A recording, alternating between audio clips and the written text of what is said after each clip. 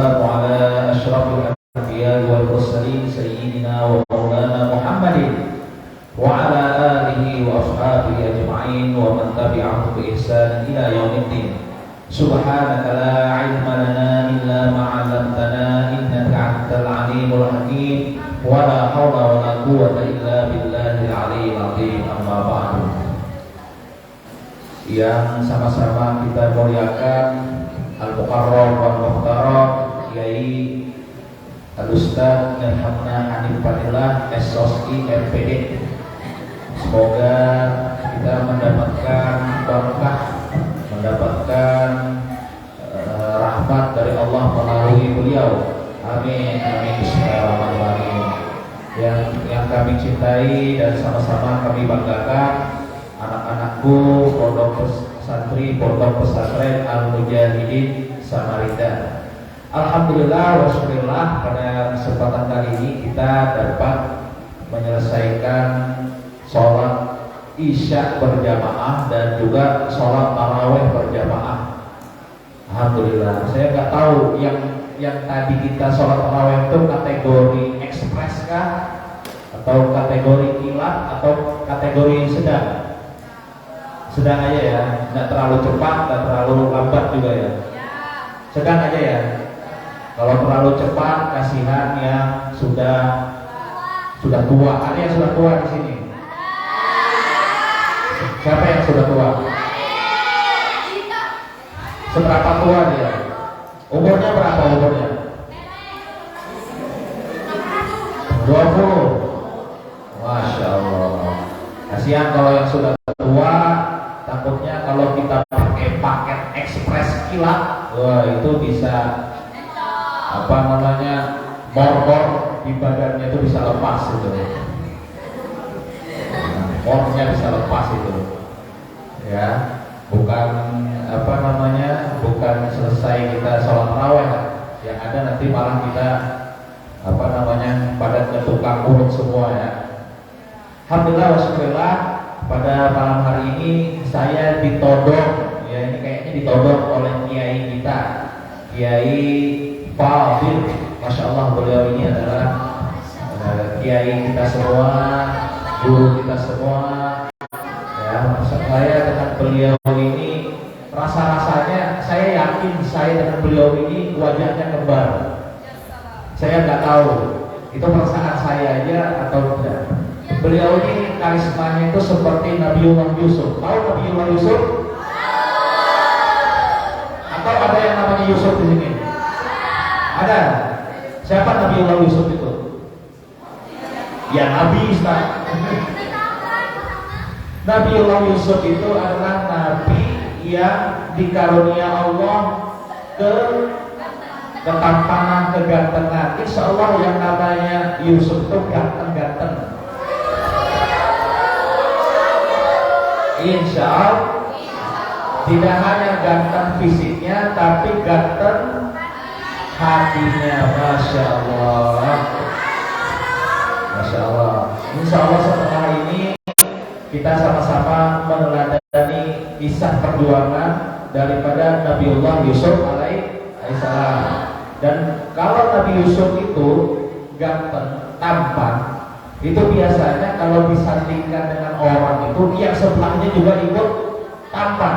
Misalnya nih ada Nabi Yusuf sama misalnya siapa? Namanya siapa? Hah?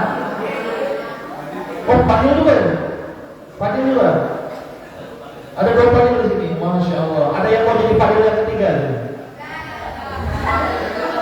Ini siapa? Fadil juga. Banyak ya, borong nama Fadil di sini. Oh, Masya Allah. Berarti terinspirasi impian juga kan? Masya Allah. Masya Allah, Masya Allah, Masya Allah. Mudah-mudahan tidak sekedar nama, tapi juga mengikuti makna dan hikmah daripada nama Fadil. Fadil adalah orang yang memiliki kelebihan, orang yang memiliki keunggulan. Semoga kita sama-sama bisa mengambil ibrah, mengambil makna daripada nama Fadil ini. Nah, jadi kalau ada Nabiullah Yusuf alaihissalam, di sampingnya kemudian ada seseorang, anggaplah namanya misalnya Faris atau siapa namanya, itu kalau di samping beliau, yang sampingnya ini yang kelihatannya, oh ya mohon maaf, welek, yang kelihatannya nggak good looking ya istilah sekarang tuh ya. Tapi kalau disandingkan oleh Nabi Yusuf, yang sampingnya ini ikut jadi ganteng. Nah, itulah kemukjizatan Nabiullah Yusuf. Kalau kita kan sekarang enggak. Kalau ada orang ganteng, ada orang, mohon maaf, orang jelek, yang ganteng makin kelihatan ganteng, yang jelek makin kelihatan. Nah, kalau Nabi Yusuf enggak, yang di sampingnya itu malah terangkat, malah kelihatan tambah ganteng. Nah, itu kegantengan Nabiullah Yusuf. Kegantengan Nabiullah Yusuf aja sedemikian rupa, sedemikian menawan, sedemikian memukaunya, apalagi kegantengan Nabi kita, Nabi besar Muhammad SAW, yang tidak ada banding dan tandingannya. Nah, insya Allah semoga kita sama-sama mendapatkan syafaat beliau di hari kiamat. Amin, amin ya alhamdulillah rabbil alamin. Anak-anakku, santri, santriwati Pondok Pesantren Al-Mujahidin Samarinda, kita hari ini sudah masuk malam keberapa ini? Malam ke-7. Alhamdulillah kita masih diberikan Allah rezeki, masih diberikan Allah kekuatan, masih diberikan Allah nikmat untuk masuk beribadah di bulan suci Ramadan. Alhamdulillah wa syukurillah. Bulan Ramadan ini adalah bulan yang sangat mulia. Bulan yang sangat mulia. Kenapa dia mulia? Ada yang tahu kenapa bulan Ramadan ini begitu mulia?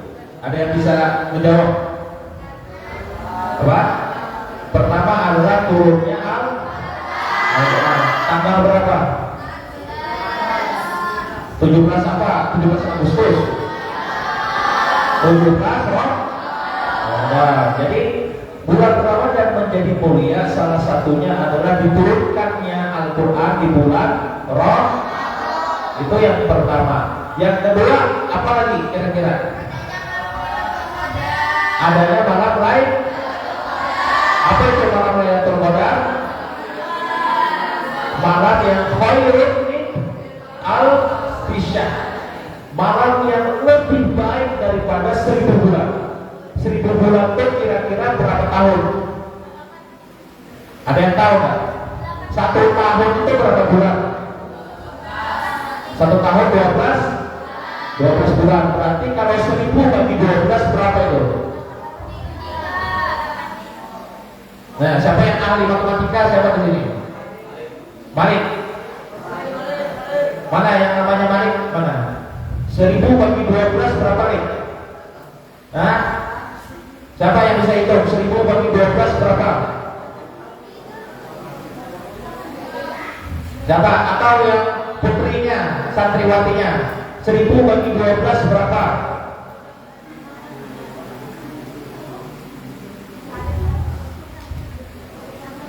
Ayo, ini kecepatan yang hitungnya antara putra sama putri. Siapa yang keluar bisa jawab? 1000 bagi 12 berapa? Berapa? 83 yang keluar putri ya. Jadi kira-kira 1000 bulan itu setara dengan 83. Rata-rata umur manusia itu sampai ke 83? Nggak sampai ya. Rata-rata umur manusia itu kalau mengikuti Nabi Muhammad itu paling tidak adalah 63. Kalau di atas 63 itu namanya bonus, atau istilah sekarang mungkin cashback. Nah, ya kan, ada cashbacknya itu. Jadi kalau orang sudah dianugerahi umur di atas 63 tahun itu namanya bonus. Nah, bayangkan kalau kita mendapati karomah daripada malam Lailatul Qadar, insya Allah amal ibadah kita itu setara 83 tahun. Alhamdulillah wa syukurillah. Itu yang kedua. Yang ketiga apa lagi? Yang pertama tadi diturunkannya Quran. Syahrul Ramadan alladzi unzila fihil Quran. Ya, bulan Ramadan adalah bulan yang dimana diturunkan oleh Al-Quran. Itu yang pertama. Yang kedua adalah bulan yang diturunkan malam Lailatul Qadar, Lailatul Khairun min alfi syahr. Malam yang lebih baik daripada 1000 bulan. Itu yang kedua. Yang ketiga apa? Kenapa? Bulan bulan pengampunan. Jadi semua rahmat Allah, maghfirah Allah, semuanya itu dikucurkan oleh Allah. Bahkan Allah sampai meminta-minta, adakah yang hendak minta ampun, adakah yang mau minta rahmat, adakah yang berdoa. Semuanya pintu semua kebaikan dibuka oleh Allah Subhanahu wa Ta'ala. Ya, tidak hanya itu, bahkan setan-setan, iblis, tetepoknya itu pada dibelenggu. Tapi kenapa Ustaz masih ada yang bermaksiat? Nah, itu setan yang lolos. Setan yang kabur dari ikatan itu. Ya. Jadi di bulan Ramadan ini kita semua menahan diri. Ya, kita semua ini membatasi diri agar meninggalkan, melatih diri kita daripada menghindari maksiat-maksiat yang ada di dunia ini. Anak-anakku santri dan santriwati Pondok Pesantren Al-Mujahidin Samarinda. Dari semua yang sudah disebutkan tadi, ya, tadi ada katanya keutamaan bulan Ramadan karena diturunkan Al-Quran, karena kemudian ada malam Lailatul Qadar, ada juga bulan penuh rahmat dan ampunan. Ternyata semua itu, ya, semua itu rahasianya ternyata bulan Ramadan ini hanya ada dikhususkan untuk umatnya Nabi Muhammad Sallallahu Alaihi Wasallam. Tidak ada bulan Ramadan ini dihadiahkan, diberikan kepada umat selain Nabi Muhammad, umat Nabi Muhammad. Umatnya Nabi Nuh tidak ada bulan Ramadan. Umatnya Nabi Musa tidak ada bulan Ramadan. Umatnya Nabi Daud tidak ada bulan Ramadan. Umatnya Nabi Isa tidak ada bulan Ramadan. Yang ada spesial bulan Ramadan itu hanya untuk umatnya Nabi Muhammad Sallallahu Alaihi Wasallam. Nah, oleh karenanya pernah diriwayatkan ada seorang nabi yang bernama Nabi Musa. Tahu Nabi Musa? Kenal sama Nabi Musa? Gak kenal Nabi Musa? Hah? Kenal namanya, tapi gak kenal orangnya. Tapi paling tidak kita kenal riwayat hidupnya. Nah, Nabi Musa alaihissalam ini adalah nabi yang dijuluki kalimullah atau kalamullah, yaitu nabi yang langsung diajak bercakap-cakap oleh Allah Subhanahu wa Ta'ala. Ya, dan mukjizat-mukjizatnya sangat luar biasa sekali. Di antara mukjizatnya itu adalah apa? Membelah lautan, kemudian tongkatnya bisa menjadi ular, dan juga tubuh Nabi Musa itu tubuh yang kuat, tubuh yang berotot, tubuh yang luar biasa kuatnya. Nah, Nabi Musa ini juga salah satu nabi yang digolongkan sebagai ulul azmi. Siapa itu Rasul ulul azmi? Ada yang tahu siapa aja Rasul yang dikategorikan ulul azmi itu? Ada berapa?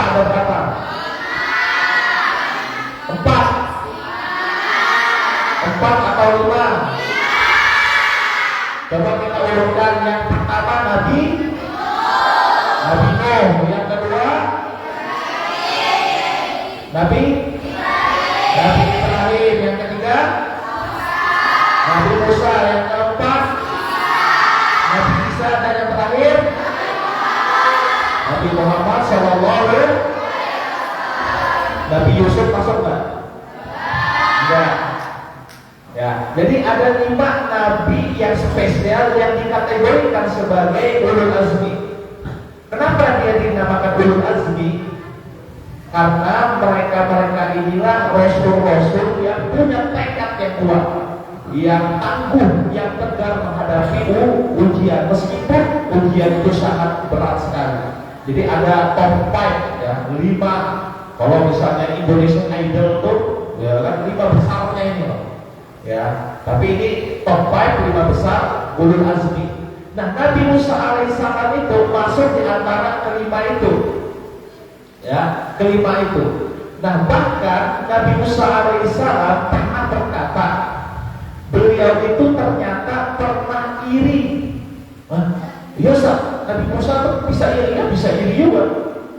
Nabi Musa alaihissalam itu pernah iri kepada umat Nabi Muhammad SAW. Kenapa beliau iri? Ternyata beliau iri karena ingin menjadi umatnya Nabi Muhammad. Bahkan beliau rela dicopot jabatan atau status nabinya asal bisa menjadi umat Nabi Muhammad. Karena umat Nabi Muhammad ini sangat spesial. Nanti di akhirat nanti pada mahsyar, semua umat itu tidak boleh masuk surga dahulu sebelum Nabi Muhammad dan umatnya masuk surga.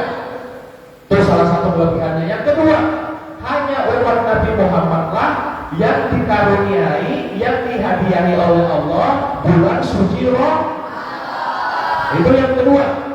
Yang ketiga, umat Nabi Muhammad SAW itu adalah umat yang sangat mudah diterima ampunannya oleh Allah. Umat Nabi Musa, ya umat Nabi Musa itu kalau berdosa, ya kalau berbuat maksiat itu, ya taubatnya itu bagaimana?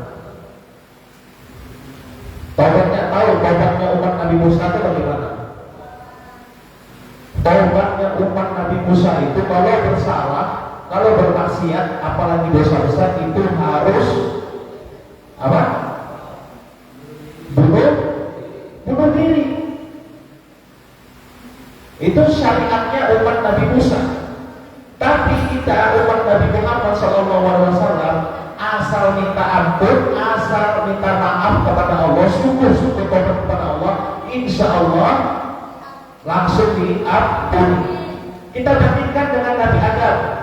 Nabi Adam alaihissalam itu punya satu kesalahan. Apa kesalahannya itu? Makan buah duri. Nabi Adam alaihissalam dan istrinya Siti Hawa itu berdosa karena memakan buah duri dan perlu menunggu beberapa puluh tahun, berapa ratus tahun berjalan di atas permukaan bumi. Hanya ketika sampai di tanah Mekah barulah dosa Nabi Adam itu diampuni. Kita umat Nabi Muhammad mau di Mujahidin, mau di kelas, mau di asrama, mau di mall, mau di mana, semuanya dimanapun kita merasa berdosa dan kemudian kita minta ampun, minta maaf kepada Allah, langsung diampuni dan tidak perlu yang namanya bunuh diri.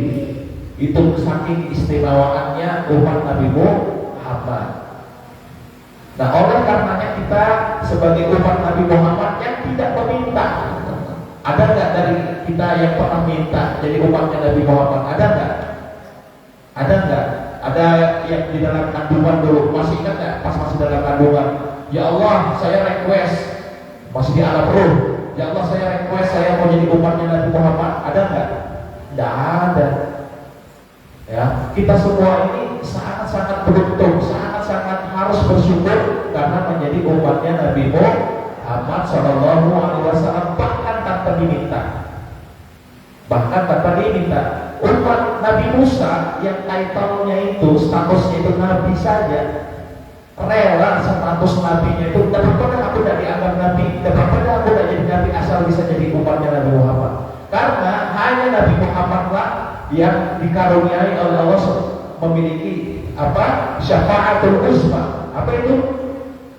Syafaat yang sangat besar yang bisa menyelamatkan umat atau seseorang yang hendak masuk neraka kemudian ditolong, ditarik untuk masuk surga. Nah, maka bagaimana kita sekarang bisa bersyukur, bisa berterima kasih kepada Allah Subhanahu wa taala supaya kita ini banyak-banyak bersolawat kepada Nabi Muhammad SAW. Ya, paling tidak dalam sehari itu setiap habis sholat paling tidak ya 10 lah atau 20 lah setiap habis sholat. Kalau 20 ada dikali 5 ada berapa tuh? 100, paling tidak 100 kali lah dalam sehari itu ada salawat kepada Nabi Muhammad SAW. Nah, Nabi Muhammad SAW itu dapat mengenali kita, dapat mengetahui kita bahwa kita umatnya ini bagaimana caranya. Ada rahasianya. Yang pertama, kita dapat dikenali oleh umat sebagai umat Nabi Muhammad oleh Rasul kita. Nanti itu ada beberapa cara. Yang pertama ialah dari air wudhu. Nabi Muhammad itu bisa kenal kita ini umatnya itu dari air wudhu.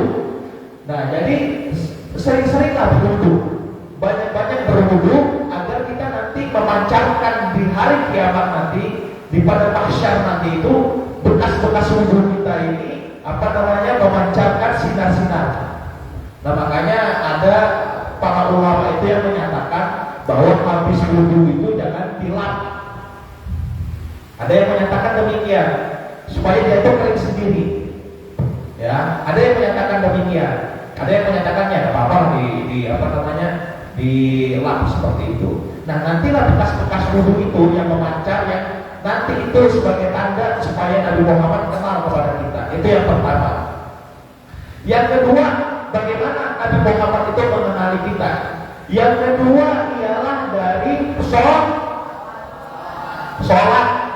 sholat dulu. Jadi orang kalau tidak sholat itu tidak akan dikenali Nabi Muhammad. Nanti kita misalnya ada lihat Nabi Muhammad lewat kan, Nabi Rasul, aku ini umatmu. Enggak, kamu bukan umatku. Aku tidak kenal sama kamu. Di dalam dirimu tidak ada tanda-tanda bekas wudhu dan tidak ada tanda-tanda bekas sholat. Bagaimana sedihnya kita, bagaimana hancurnya hati kita kalau kita tidak diakui sebagai umatnya Nabi Muhammad. Itu ciri yang kedua. Ciri yang ketiga supaya kita bisa dikenali oleh umatnya Nabi Muhammad ialah perbanyak sholawat. Allahumma sholli ala sayyidina Muhammad wa ala ali sayyidina Muhammad. Ya Allah, limpahkanlah salawat dan salam kepada Nabi Muhammad SAW beserta keluarga dan para sahabatnya serta para pengikutnya. Nah, dengan salawat itulah Rasul bisa mengenali kita. Ya, dengan salawat itulah Rasul itu kenal sama kita. Bayangkan kalau kita punya orang tua, ya, punya orang tua, tapi orang tua kita tuh tidak kenal sama kita, sedih nggak? Sedih, sangat sedih. Ya, nauzubillah, misalnya orang tua hilang ingatan atau segala macam, kita kemudian tidak dikenali. Pak, aku ini anakmu, Pak. Bapak, ayah, aku ini anakmu. Kamu siapa? Betapa hancurnya kita. Pak, minta uang, kamu siapa? Pak, minta uang, kamu siapa? Ya, biasanya kalau orang tua lagi singkip, ya, orang tua itu lagi kada peduli, itu mungkin biasanya bisa pura-pura lupa sama kita itu. Pak, minta uang, kamu siapa ya? Ya, seperti itu ya. Jadi apa hancurnya hati kita kalau kita tidak dikenali oleh Nabi Muhammad SAW. Maka pertahankan tiga ini. Pertama adalah wudhu, yang kedua adalah sholat, dan yang ketiga adalah sholawat. Nah, sholawat ini yang penting. Nah, kata Rasul apa? Yang paling dekat dengan aku di hari kiamat nanti. Ini kata Rasul. Yang paling dekat kepada aku di hari kiamat nanti adalah orang yang paling banyak sholawatnya kepadaku. Nah, kita kalau sholawat kita banyak, ya, kita mengirim salam kepada Rasulullah, kepada para sahabatnya, nanti di akhirat itu Rasul itu kenal sama kita. Enak kalau sudah kenal itu. Kalau sudah kenal itu urusan itu beres. Karena Rasul ini orang dalam, tahu orang dalamnya. Di mana-mana kalau ada urusan, kalau orang dalam ada kenalan di dalam itu enak. Misalnya Yusuf mau urusan, misalnya mau melamar kerjaan di PT apa misalnya, PT Mujahidin misalnya ya. Ya. Nah, Yusuf misalnya mau melamar pekerjaan misalnya sebagai apa? Sebagai apa? Sekretaris Jenderal misalnya kan. Sekretaris umum misalnya atau bendahara gitu kan. Nah, Yusuf Kalau dia tidak punya kenalan di sana, sulit masuknya. Sulit. Tapi kalau misalnya Yusuf ternyata punya kenalan di sana, ada pakdeknya, ada budeknya, atau ada siapa, itu urusan tuh enak. Atau ada temannya, ada sahabatnya, ya. Misalnya ada Fadil di sana kan, Sob, masuk aja sini Sob. Kamu menjadi tempatku ya, masuk aja di sini. Gampang, urusan gampang. 5 menit, besok interview langsung kerja. Nah begitu juga enaknya kalau kita kenal sama Nabi. Kita kalau sudah dikenali Nabi, urusan itu gampang. Karena Nabi itu adalah ahabbul khalqi ilallah, makhluk yang paling dicintai oleh Allah. Tidak ada banding dan tandingannya. Ya, dari dulu sampai sekarang, sampai nanti, sampai masa akan datang, tidak ada yang paling dicintai Allah melebihi Nabi Muhammad. Makanya kita kalau mau juga dicintai Allah, cintailah Nabi Muhammad agar Allah juga mencintai kita. Maka kita berdoa sama-sama kepada Allah Subhanahu wa taala, semoga Allah mengaruniakan kita kecintaan dan kesenangan kepada Nabi Muhammad SAW, dan semoga kita bisa mengikuti jejak langkah beliau, mengikuti ajaran beliau, menjadi umat beliau yang dikenali beliau di hari akhirat nanti. Amin amin ya rabbal alamin.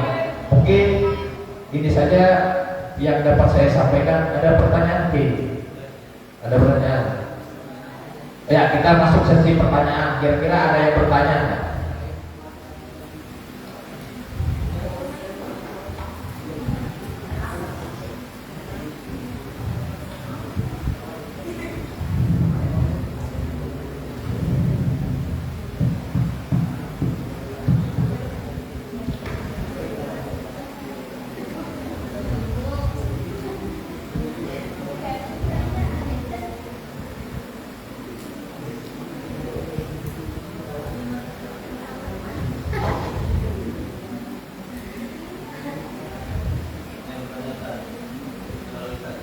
Oh, Masya Allah.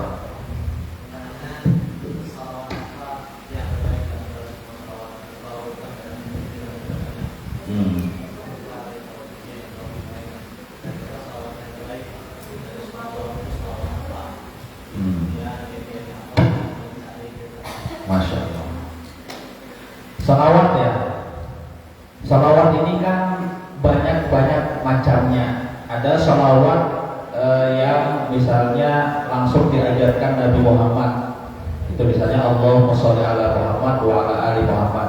Ada juga salawat yang diajarkan itu yang biasa kita baca di dalam sholat. Gimana tuh? Salawat Ibrahimiyah. Apa?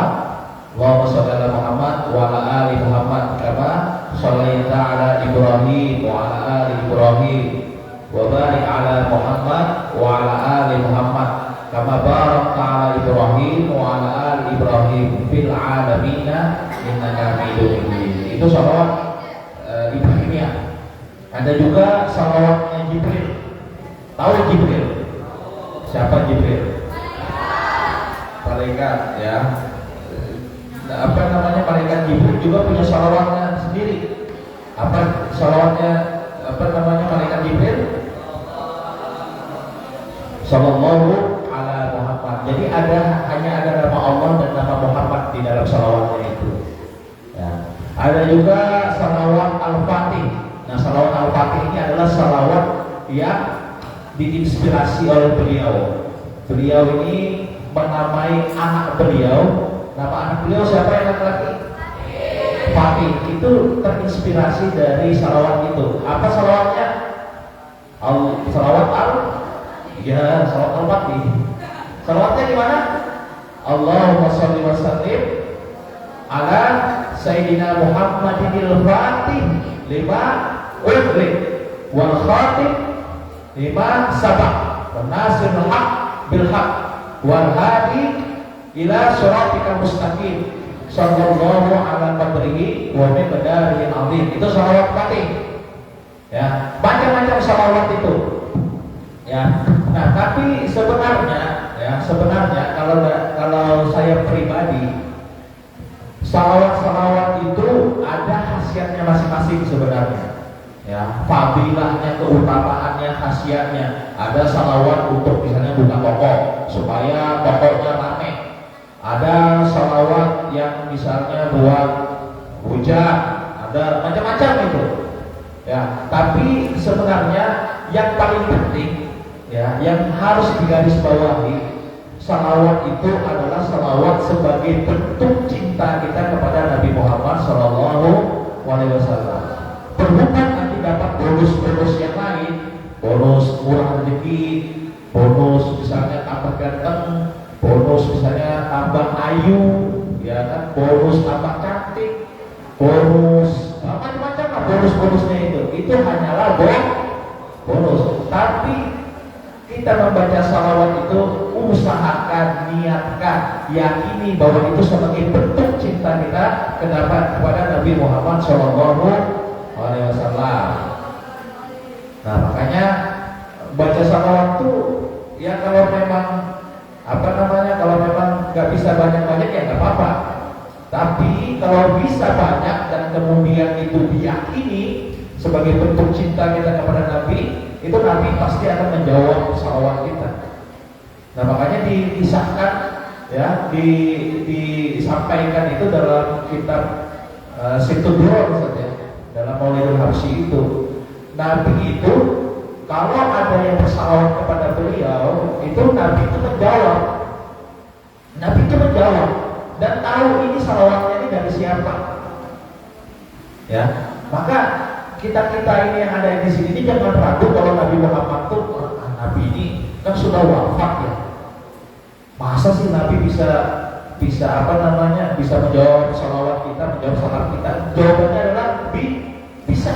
Nabi itu pasti mendengar salam kita, pasti mendengar salawat kita, dan Nabi menjawab salam itu.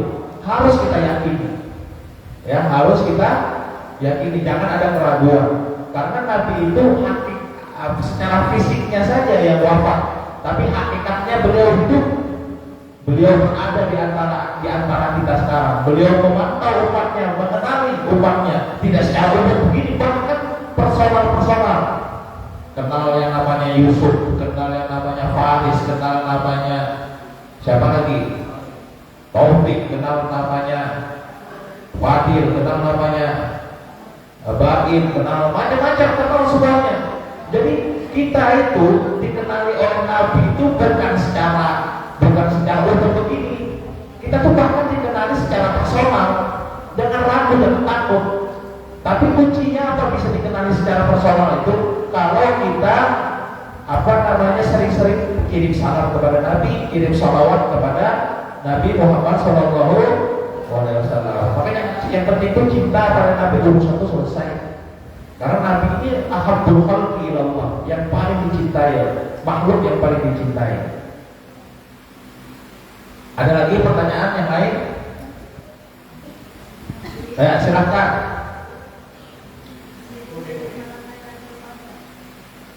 Man ismuki ma? Tafadhal bil qiyam, tafadhal bil qiyam. Ismuki lisan. Ya, tafadhal, pada as-soal. Apa ciri-ciri malam Lailatul Qadar? Ya. Ada lagi? Ya, ciri-ciri malam Lailatul Qadar. Ya, sebenarnya malam Lailatul Qadar ini punya ciri-ciri, benar. Ya, ciri-ciri malam Lailatul Qadar itu punya ciri-cirinya sendiri. Nah, kadang ciri-ciri yang didapati oleh setiap orang itu beragam berdasarkan pengalamannya masing-masing. Ada yang pernah dikisahkan, diriwayatkan ketika malam Lailatul Qadar itu, ya, ada yang beliau itu menemui malam Lailatul Qadar itu di sekitar daerah pepohonan. Ya, sekitar daerah pepohonan, di mana pepohonan itu pohon-pohon itu kelihatannya sujud semua. Ya, pohon-pohon itu sujud. Nah itu ada yang menemui pengalaman seperti itu.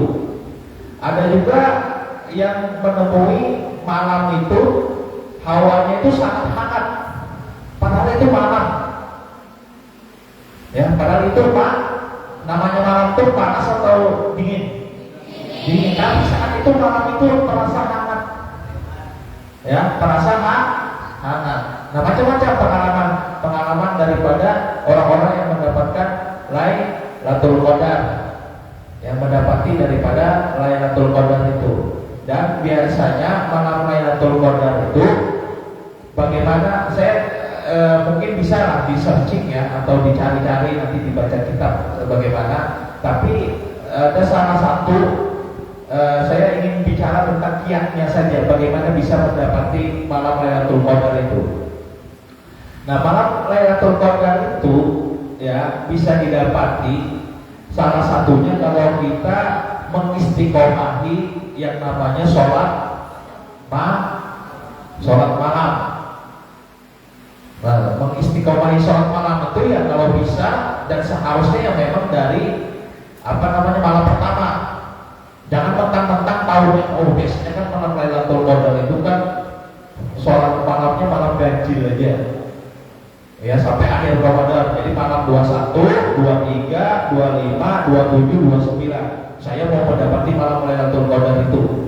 Ya, saya mau mendapati yang itu aja. Oh, berarti nanti malam 20 aku tidak mau sholat. Kenapa kamu tidak sholat? Kan malam genap. Pengennya ketemu malam Lailatul Qadar cuma malam ganjil, itu sulit ketemu. Bisa ketemu malam Lailatul Qadar yang dengan cara yang seperti itu sulit. Nah, makanya perlu untuk mengistiqomahi sejak awal malam Lailatul Qadar itu.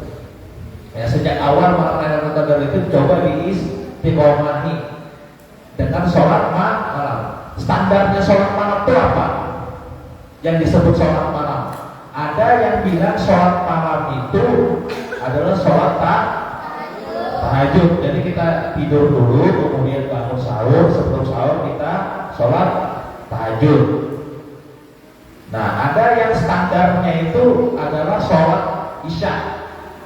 Jadi sholat isya, kemudian malamnya bangun tahajud, itu standarnya. Ada juga standarnya itu adalah dia pasti sholat isya dan kemudian sholat taraweh, ya, dan kemudian sholat subuh, ya, sholat subuh. Jadi sholat isya, taraweh, dan kemudian subuh. Ada juga yang mempaketkan lagi kalau bisa mulai dari maghrib. Dan itu semua harus dilakukan 3 sholat itu, sholat maghrib, isya, dan subuh itu dilakukan secara berjamaah. Nah, itu syaratnya, atau itu ciri-ciri orang yang kalau dia jamaah dari dari maghrib, isya, kemudian sampai subuh, insya Allah dia dapat malam Lailatul Qadar itu. Tapi saya, Ustaz, kemarin malam pertama saya sakit perut, jadi saya nggak sempat jamaah di masjid. Ya nggak apa-apa, ya, Allah kan maha baik ya, tahu lah darurat-daruratnya orang-orang masing-masing itu. Nah, mumpung sekarang sudah tahu ilmunya, ya, sudah tahu caranya, mulai sekarang dicoba. Nanti mulai subuh nanti usahakan jamaah, ya, maghrib jamaah, isya jamaah, kemudian subuh jamaah. Insya Allah nanti dapat malam Lailatul Qadar. Nah, tapi yakini mendapat malam Lailatul Qadar itu bukan dari usaha kita. Ya, jangan sampai meyakini itu usaha kita. Ya Allah, aku ini sudah usaha, aku sudah sholat maghrib jamaah, isya jamaah, subuh jamaah, aku layak, aku pantas mendapat Lailatul Qadar. Itu tidak akan dapat, karena dia merasa dirinya yang mengerjakan. Nah, yakini bahwa ibadah apapun yang kita lakukan itu adalah rahmat hadiah dari Allah Subhanahu wa Ta'ala. Coba kita cek dari ujung rambut sampai ujung kaki, ada nggak yang milik kita? Ada nggak yang benar-benar milik kita? Rambut ciptaan Allah, mata ciptaan Allah, hidung ciptaan Allah, mancutkah, pesekkah, ya itu ciptaan Allah. Ya, lidah ciptaan Allah, tangan ciptaan Allah. Ya, semua sampai ujung jari kita ini semua ciptaan Allah. Maka kalau kita mengakui, merasa bahwa apapun yang kita lakukan, ibadah, amal ibadah, apapun yang kita kerjakan itu adalah karena usaha kita, karena kuasa kita, itu sebenarnya kita sudah jatuh yang namanya syirik. Tapi ya syirik kecil, tanpa kita sadari sebenarnya. Makanya pulangkan, kembalikan semuanya. Ya Allah, aku sholat ini engkau sholatkan, aku takbir ini engkau takbirkan, aku rukuk ini engkau rukukkan, aku sujud ini engkau sujudkan. Semuanya la haula wala quwwata illa billahil aliyil azim. Kita sirna, kita hilang semuanya, kita kembalikan oleh Allah. Nah, disitulah kita baru bisa mendapatkan yang namanya rahmat dari Allah Subhanahu wa Ta'ala. Nah, jadi jangan merasa kita ini hebat, jangan merasa kita ibadah, perbuatan baik semua yang kita lakukan ini karena diri kita itu salah. Ya, bagaimana kita bisa mengakui, misalnya kita sedekah, aku sedekah ini duitku, aku usaha segala macam, ya kan? Aku usaha, aku kerja, banting pulang peras keringat, pulang pagi, pergi pagi, pulang sore cari nafkah, semuanya itu. Ini uangku, aku bersedekah ini uangku. Padahal dia bisa kerja itu karena rahmat Allah. Dia bisa bekerja itu karena rahmat Allah. Dia bisa punya keinginan memberi pun karena rahmat Allah. Betapa banyak orang kaya yang uangnya miliaran, triliunan, tapi bisa gak bersedekah? Gak bisa. Banyak kan orang kaya tapi dia pelit. Banyak kan? Nah, berarti orang bisa bersedekah itu bukan karena dia kaya, tapi karena dia mendapatkan hidayah, petunjuk dari Allah agar dia mau bersedekah. Nah, itu rahasianya supaya amal itu tidak tertolak di sisi Allah. Amal itu menjadi tertolak di sisi Allah kalau kita mengklaim, mengakui bahwa amal kita itu kita juga yang menggawi, nah, kita juga yang mengerjakan. Itu sulit sekali diterima oleh Allah Subhanahu wa Ta'ala. Kira-kira demikian, mungkin cukup saja. Kita cukupkan karena ini sudah setengah 10 ya. Ya, semoga di lain waktu kesempatan kita bisa kembali bertemu dan sama-sama kita nanti dikumpulkan oleh Allah bersama di surganya kelak. Amin amin ya Allah ya rabbal alamin. Syukran ala husni ihtimamikum. Jazakumullah khairal katsiran. Assalamualaikum warahmatullahi wabarakatuh. Ayo bertanya jika ada tadarus.